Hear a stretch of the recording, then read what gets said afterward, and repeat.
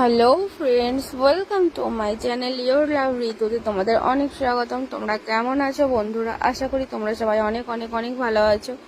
আর এই দেখো, আজকে ব্লগটা আমি স্টার্ট করেছিলাম একদম ফার্স্ট মর্নিং থেকে। ফার্স্ট মর্নিং মানে একদমই ফার্স্ট মর্নিং, মানে আমি সকালবেলা উঠে আলতা পড়তে শুরু করে দিয়েছি। তো তখন বাজে প্রায় 4টে পৌনে 4টের মতো। আমি ঘুম থেকে উঠেছি, উঠে সবার আগে একটুখানি মুখে জল টল দিয়ে নিয়ে মুখটা ধুয়ে আমি কিন্তু আলতা পড়তে বসে পড়েছি। তার কারণ আজকে লোকনাথ বাবার স্নান যাত্রা রয়েছে।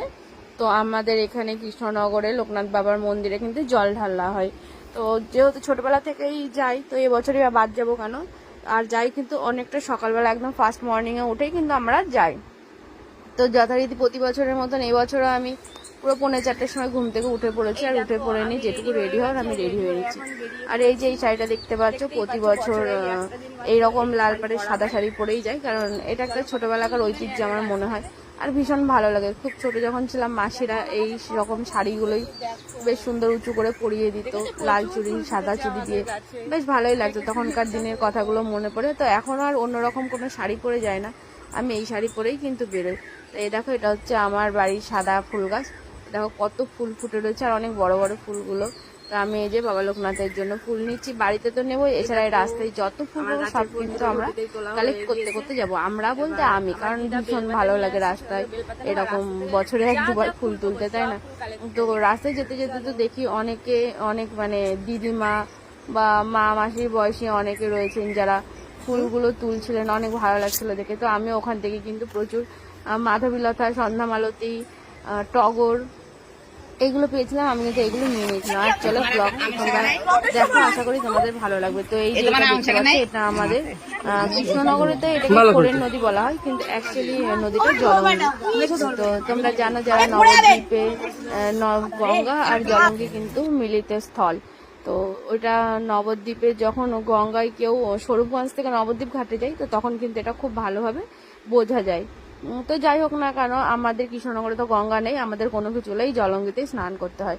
তো যথারীতি এই যে সকালবেলা আমরা চলে এসেছি জলঙ্গিতে স্নান করতে। তো এখন কটা বাজে খুব অনুমান করা যেতে পারে এখন হয়তো 5টা মতো বাজে ভোর।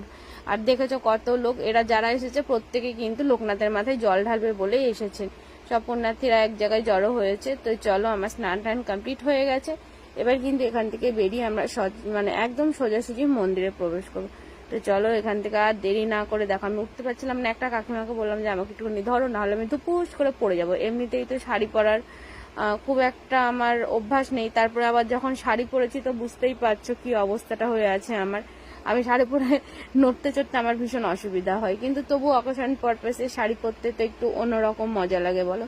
তো সেরকমভাবে আমি কিন্তু শাড়ি পরে নিয়েছিলাম বেরোবো বলে। তো এই দেখো বেরোচ্ছি। এবার চলো, এখান থেকে আমরা কিন্তু, যেহেতু আমাদের সাথে আমি, মা আর দিদা গিয়েছিলাম, তো দিদা তো আর হাঁটতে পারে না অনেকটা রাস্তা, তো দিদার জন্য কিন্তু আমাদের টোটো করে আসতে হয়েছে। না হলে অন্যান্যবার যখন একা আসি তখন কিন্তু হেঁটে হেঁটেই আসা হয়। আর দিদা তো আসতে পারবে না কোনোভাবেই, কারণ দিদার পায়ে একটু ব্যথার বয়সটাও তো হয়েছে।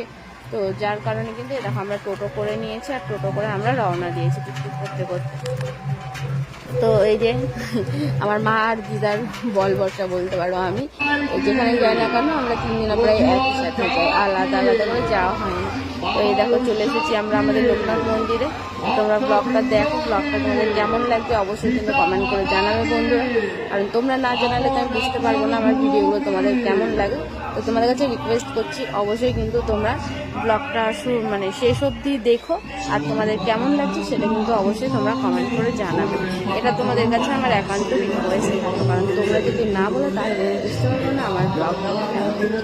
তো বন্ধুরা চলো, bye bye, love you friends, love you all. আর হ্যাঁ, আবারও সেই ধরনের মতো বলছি, প্লিজ প্লিজ প্লিজ কমেন্ট করে জানিও আমার এই ব্লগটা তোমাদের কেমন লাগলো, আর তোমরা কে কে লোকনাথের মাথায় আসতে জল ঢেলেছে সেটাও কিন্তু অবশ্যই কমেন্ট করে জানাও। Bye bye.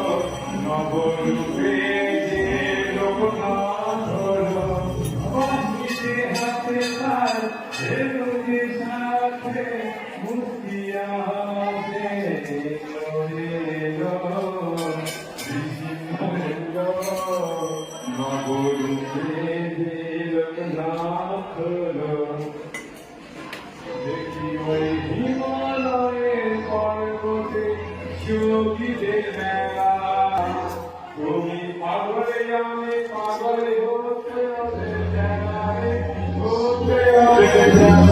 জয়